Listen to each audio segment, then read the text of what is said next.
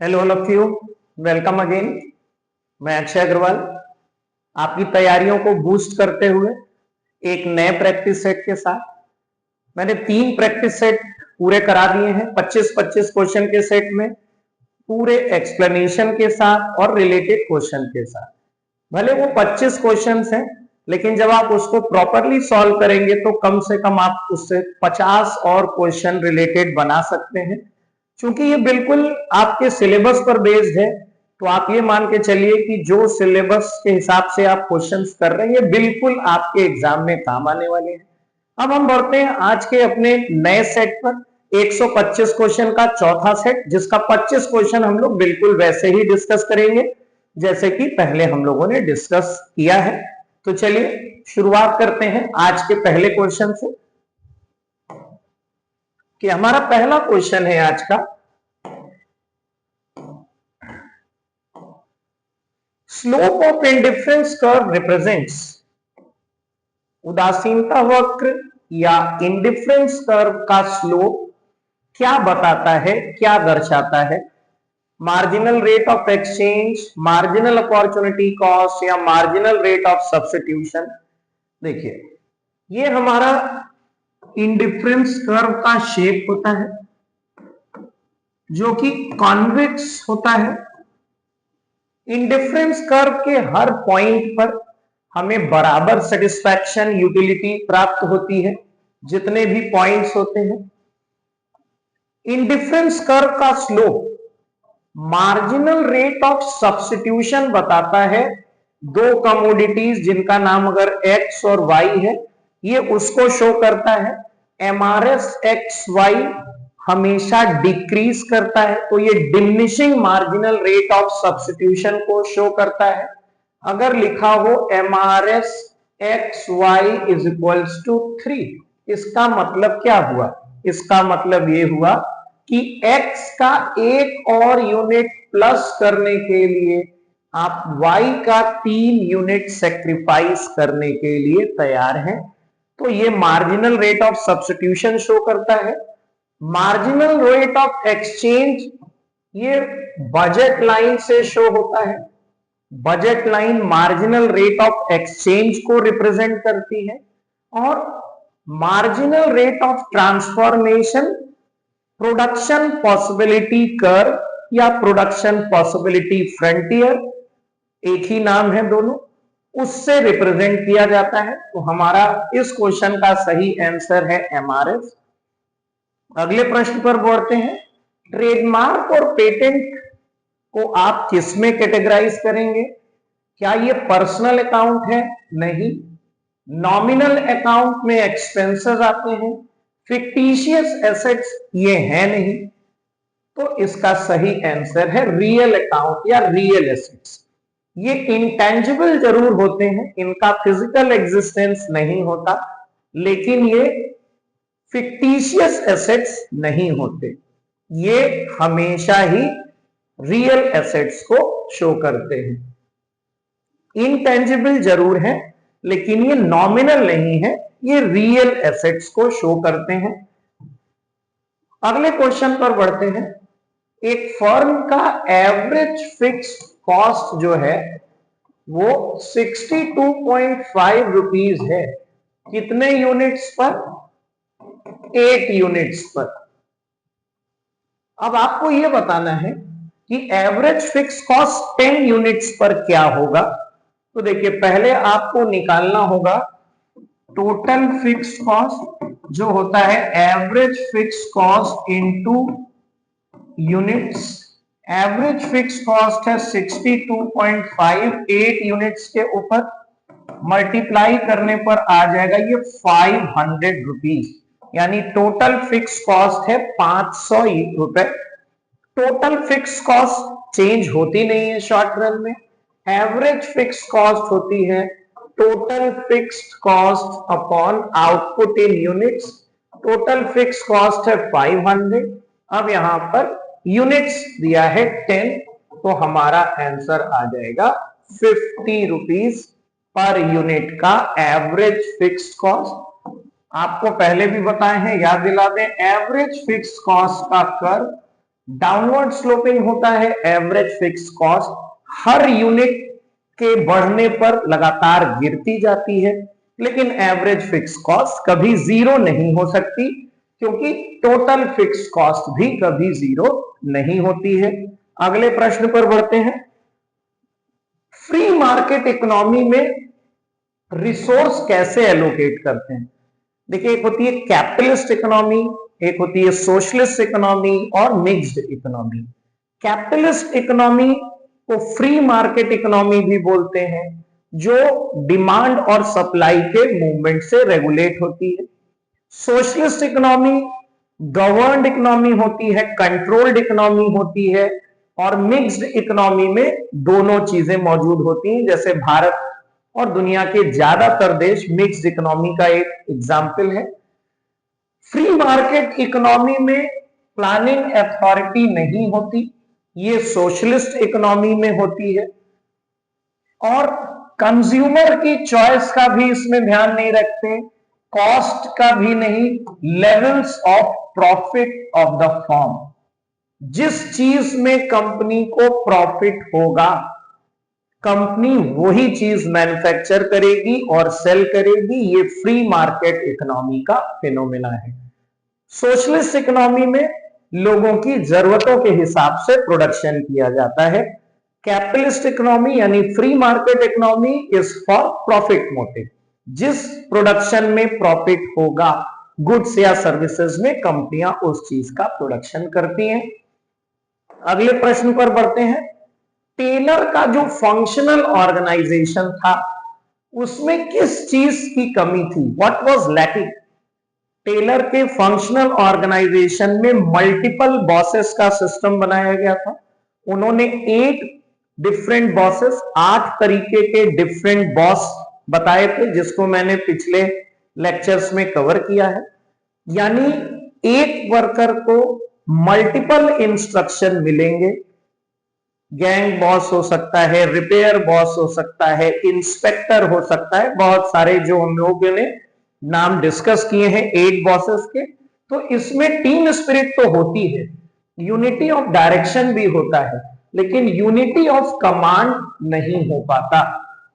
Unity of command का मतलब होता है one person should get orders and instruction from only one superior.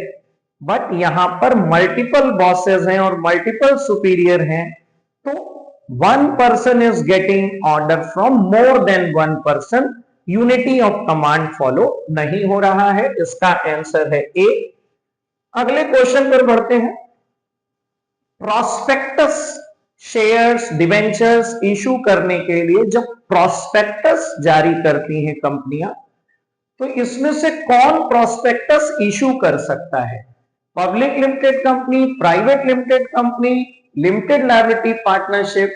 देखिए, लायबिलिटी, लिमिटेड लायबिलिटी पार्टनरशिप हो या जनरल पार्टनरशिप हो, दोनों में अंतर बहुत सारे हैं, लेकिन शेयर्स कोई भी इशू नहीं कर सकता, तो ऑल ऑफ दीज नहीं हो सकता।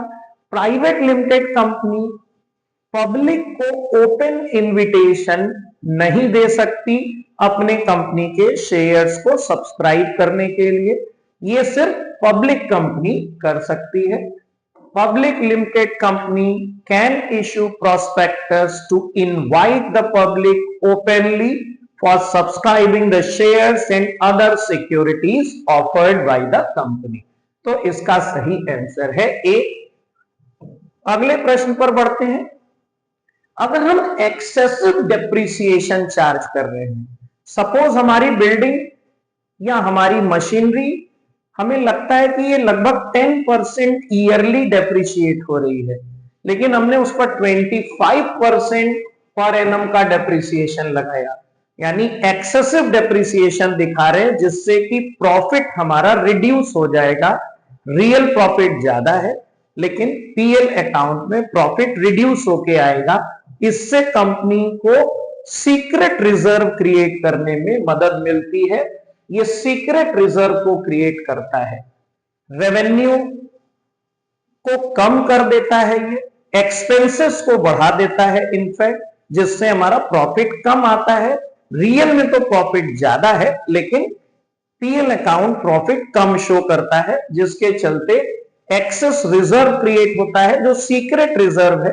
सीक्रेट रिजर्व कंपनी की बैलेंस शीट में या किसी डॉक्यूमेंट्स में शो नहीं किए जाते हैं। अगला क्वेश्चन है, during the period of falling prices, जब प्राइसेस गिर रहे हैं लगातार, तो कौन सा मेथड हमें स्टॉक वैल्यूएशन का यूज करना चाहिए जिससे कि करंट एसेट्स यानी इन्वेंट्री की वैल्यू कम आए। देखिए, कंजर्वेटिज्म और प्रूडेंस जिसको बोलते हैं, वो प्रिंसिपल भी यही बताता है कि क्लोजिंग स्टॉक की वैल्यू कम लिखनी चाहिए, क्योंकि उससे ग्रॉस प्रॉफिट कम आता है। तो अब सपोज फॉलिंग प्राइसेस, पहले हमने कोई चीज खरीदी 10 रुपीज पर यूनिट में, फिर 9.5 हो गया, सपोज 9 भी हो गया, उसके बाद 8.5 भी हो गया, 7 हो गया।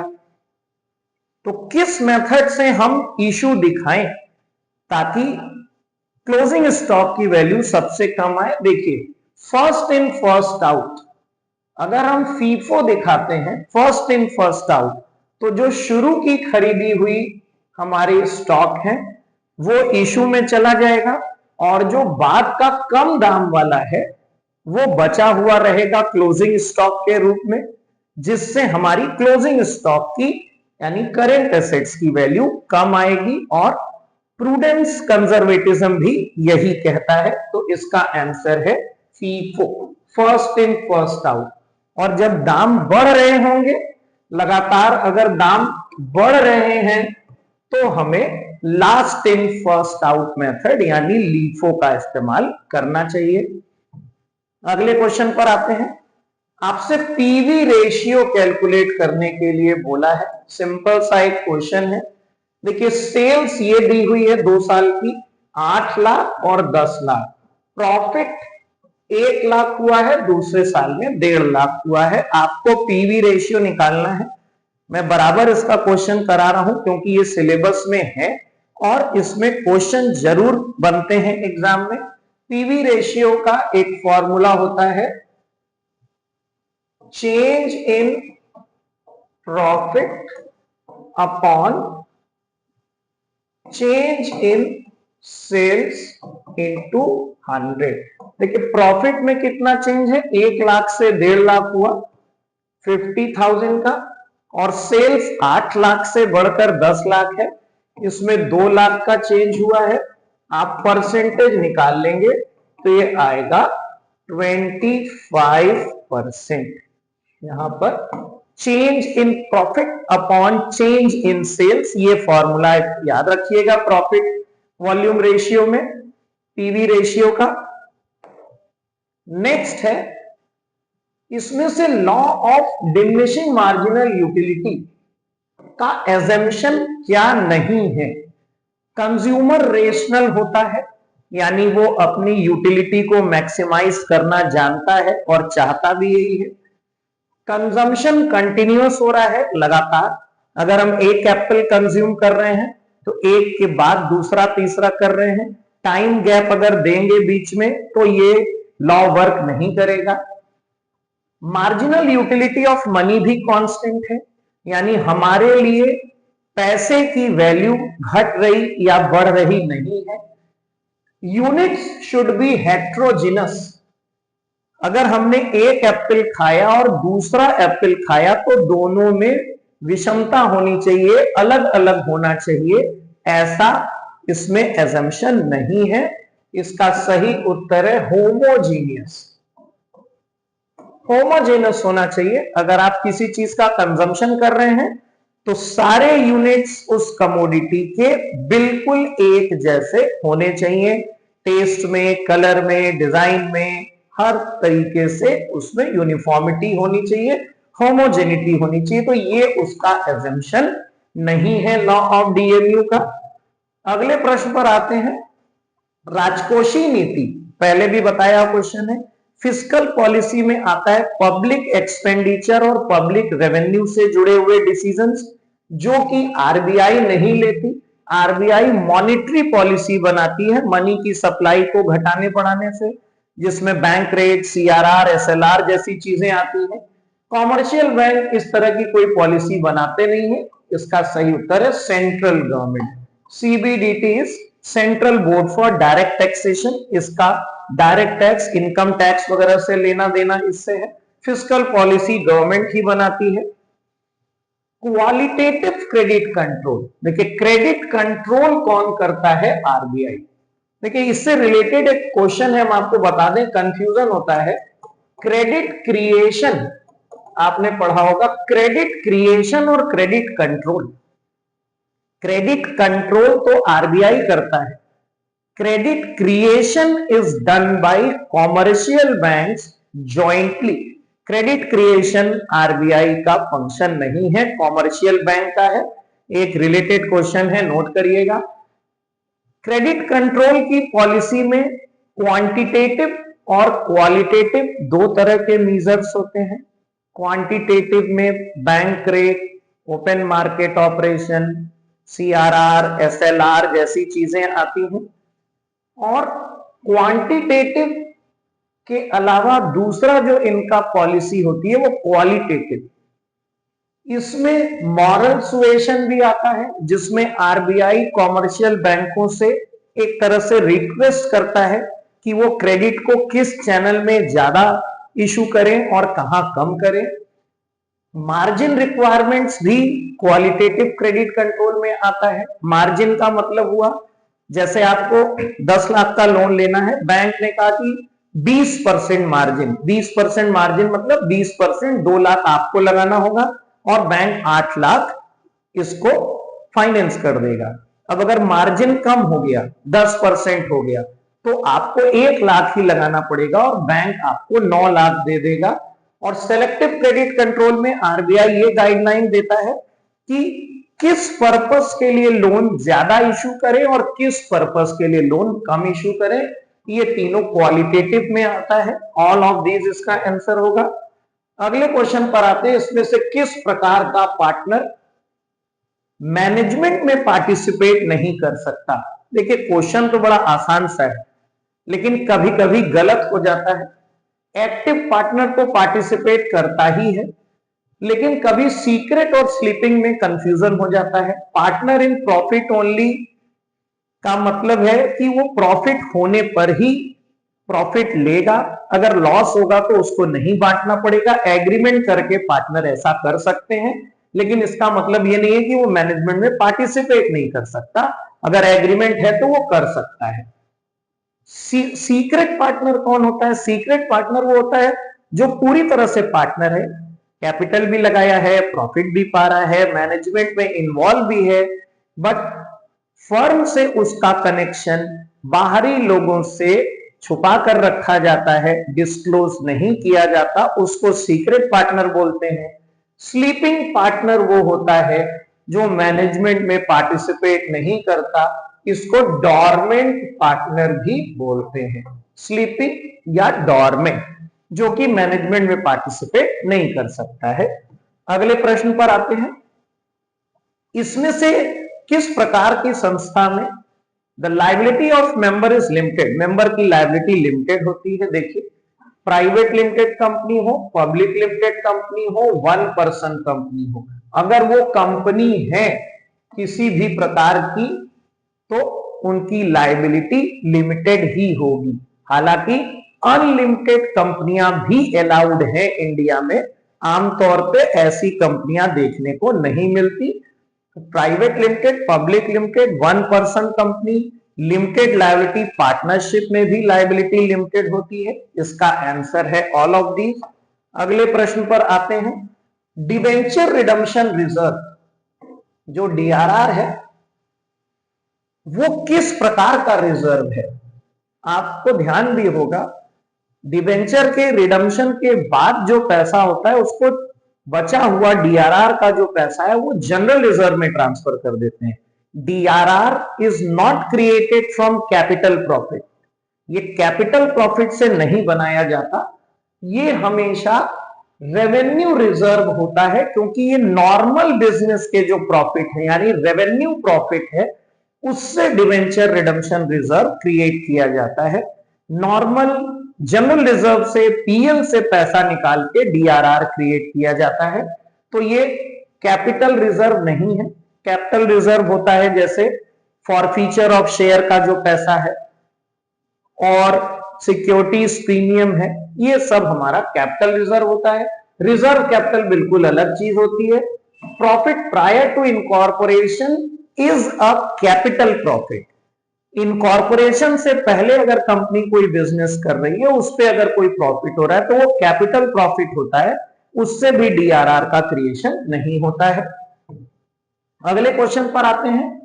पहले डिस्कस किया है मर्केंटाइल सिस्टम ऑफ अकाउंटिंग को क्या बोलते हैं। Single entry system, cash system, hybrid system नहीं है।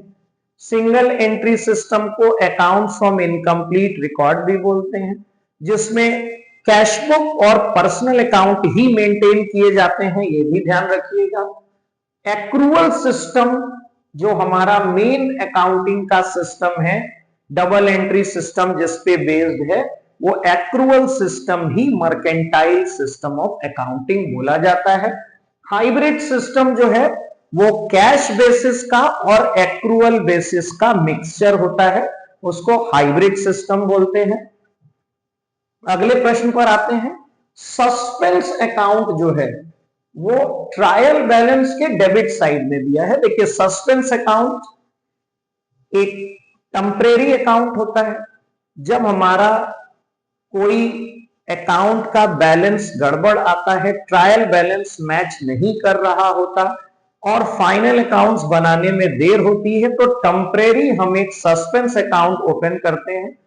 डेबिट या क्रेडिट में जिधर कम होता है उधर हम सस्पेंस अकाउंट लिख सकते हैं। जब सारी एरर्स बाद में रेक्टिफाई हो जाती है तो सस्पेंस अकाउंट खत्म हो जाता है। अगर ये ट्रायल बैलेंस में डेबिट साइड में लिखा हुआ है तो ये हमारी बैलेंस शीट की एसेट साइड में शो होगा, asset side of balance sheet. अगर ये क्रेडिट साइड में लिखा होता तो ये बैलेंस शीट के लाइबिलिटी साइड में आता। देखिए, लिखा है डेबिट साइड और credit side of balance sheet, आपको पता होगा डेबिट और क्रेडिट अकाउंट में होता है। Balance sheet is a statement, balance sheet is not an account. तो बैलेंस शीट में डेबिट और क्रेडिट साइड नहीं होता, लाइबिलिटी साइड और एसेट साइड होता है। तो इसका आंसर है asset side of balance sheet. अगले क्वेश्चन पर बढ़ते हैं। कॉस्ट अकाउंटिंग का जो डेवलपमेंट हुआ, विकास हुआ, वो किस कारण से हुआ, किसकी कमियों के कारण। डबल एंट्री सिस्टम में कोई कमी नहीं है, डबल एंट्री सिस्टम के कमियों के कारण उसका विकास किया गया ऐसा नहीं है। मैनेजमेंट अकाउंटिंग अलग चीज है जो डिसीजन मेकिंग के लिए बेसिकली बेस्ड है। ये फाइनेंशियल अकाउंटिंग में बहुत सारे ड्रॉबैक्स हैं। फाइनेंशियल अकाउंटिंग जिसमें हम simply trading, profit and loss account, balance sheet बनाते हैं, बहुत सारी जानकारियां हमें फाइनेंशियल अकाउंट से नहीं मिल पाती हैं, जिसके कारण कॉस्ट अकाउंटिंग का विकास हुआ। ज्यादातर जो मैन्युफैक्चरिंग फर्म्स हैं, गुड्स या सर्विसेज का प्रोडक्शन करती हैं, वो कॉस्ट अकाउंटिंग का इस्तेमाल करती हैं। अगले प्रश्न पर बढ़ते हैं। देखिए, ये इंपॉर्टेंट क्वेश्चन है, cost of sales plus profit. देखिए, हमने कॉस्ट अकाउंटिंग में बताया है आपको कई बार, प्राइम कॉस्ट होता है। प्राइम कॉस्ट कैसे आता है? प्राइम कॉस्ट आता है डायरेक्ट मटेरियल, डायरेक्ट लेबर और डायरेक्ट एक्सपेंसेस जोड़ के। इसमें अगर आप फैक्ट्री ओवरहेड जोड़ दें तो ये आ जाती है फैक्ट्री कॉस्ट। फैक्ट्री ओवरहेड को ही वर्क्स ओवरहेड बोलते हैं और फैक्ट्री कॉस्ट को ही वर्क्स कॉस्ट बोलते हैं। फिर हम इसमें ऐड करते हैं ऑफिस एंड एडमिनिस्ट्रेटिव ओवरहेड। ये जोड़ने के बाद आ जाता है cost of production. Cost of production में जब हम ऐड करते हैं opening stock of goods, finish goods less closing stock of finish goods. ये करने पर हमें पता लगता है cost of goods sold. Opening stock of goods इसमें ऐड करते हैं फिनिश गुड्स का, और closing stock of finish goods less करते हैं, तो कॉस्ट ऑफ गुड्स सोल्ड आ जाता है। कॉस्ट ऑफ गुड्स सोल्ड में जब हम सेलिंग एक्सपेंसेस जोड़ते हैं तो कॉस्ट ऑफ सेल्स आ जाता है। Direct material, direct labour, direct expenses हो गया प्राइम कॉस्ट। फैक्ट्री ओवरहेड यानी वर्क ओवरहेड जोड़ेंगे तो फिर इसके बाद हमारा फैक्ट्री कॉस्ट आ जाएगा। ऑफिस और एडमिनिस्ट्रेटिव ओवरहेड जोड़ने पर कॉस्ट ऑफ प्रोडक्शन आता है। उसमें opening stock of finish goods जोड़ेंगे और क्लोजिंग स्टॉक घटाएंगे तो कॉस्ट ऑफ गुड्स सोल्ड आ जाता है। कॉस्ट ऑफ गुड्स सोल्ड में सेलिंग एंड डिस्ट्रीब्यूशन एक्सपेंसेस जोड़ते हैं तो कॉस्ट ऑफ सेल्स आ जाता है। कॉस्ट ऑफ सेल्स में जब प्रॉफिट जोड़ते हैं तो वो हमारा सेलिंग प्राइस आ जाता है। कॉस्ट ऑफ गुड्स सोल्ड में सेलिंग प्राइस जोड़ने के, कॉस्ट ऑफ सेल्स में प्रॉफिट जोड़ने के बाद सेलिंग प्राइस आ जाता है। ये इसका पूरा फॉर्मूला है। अगले क्वेश्चन पर बढ़ते हैं। टर्नओवर रेशियो को और किस नाम से जानते हैं? टर्नओवर रेशियो को एक्टिविटी रेशियो बोलते हैं। Inventory turnover ratio, debtors turnover ratio या trade receivables turnover ratio, trade payables turnover ratio, working capital turnover ratio, जो जनरली नंबर ऑफ टाइम्स में निकाला जाता है, 3 टाइम्स 4 टाइम्स ऐसे लिखा जाता है, उसको एक्टिविटी रेशियो बोलते हैं। अगला क्वेश्चन है कॉस्ट वॉल्यूम प्रॉफिट का, कई बार कराया हुआ क्वेश्चन है। सेल्स 25,000 है, वेरिएबल कॉस्ट 15,000 है, आपको पीवी रेशियो पता करना है। एक फॉर्मूला अभी हमने आपको कराया था, change in profit upon change in sales. यहां जो फॉर्मूला लगेगा पीवी रेशियो का, कंट्रीब्यूशन अपॉन सेल्स इनटू 100, और कंट्रीब्यूशन होता है sales minus variable cost. Sales है हमारी 25,000, वेरिएबल कॉस्ट है 15,000, कंट्रीब्यूशन आ गया 10,000।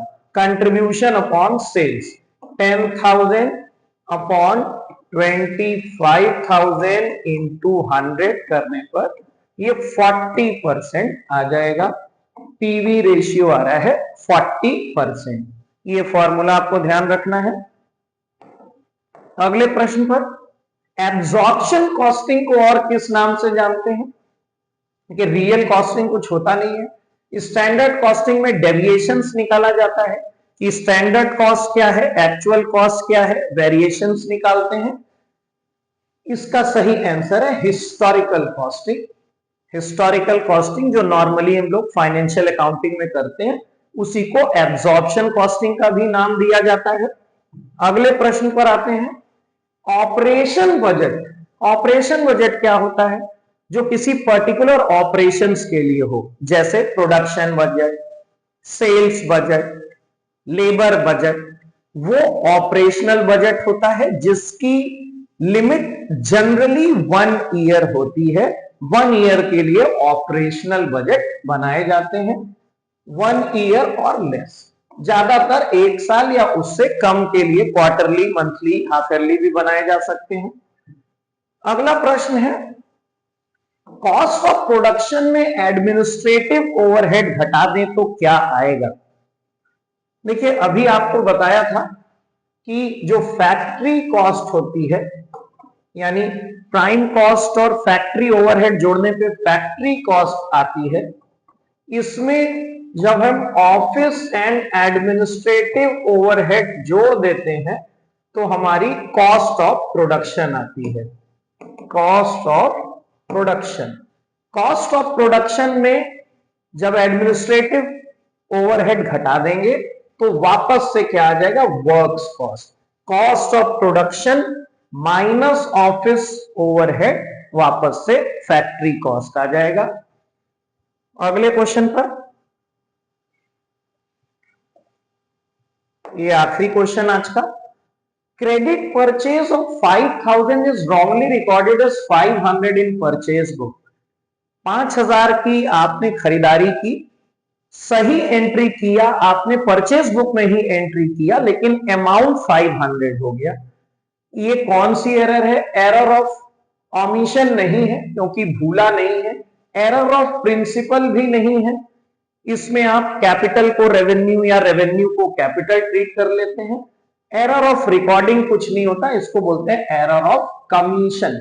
गलत अमाउंट लिखना एरर ऑफ कमीशन। इस गलती का हालांकि ट्रायल बैलेंस पर कोई असर नहीं पड़ेगा, क्योंकि आपने रिकॉर्डिंग में ही गलती की है, तो पोस्टिंग में भी 500 ही जाएगा, डेबिट में भी क्रेडिट में, तो ट्रायल बैलेंस फिर भी मिल जाएगा, ट्रायल बैलेंस पर असर नहीं पड़ेगा। तो ये आज का हमारा एक 25 क्वेश्चन का सेट।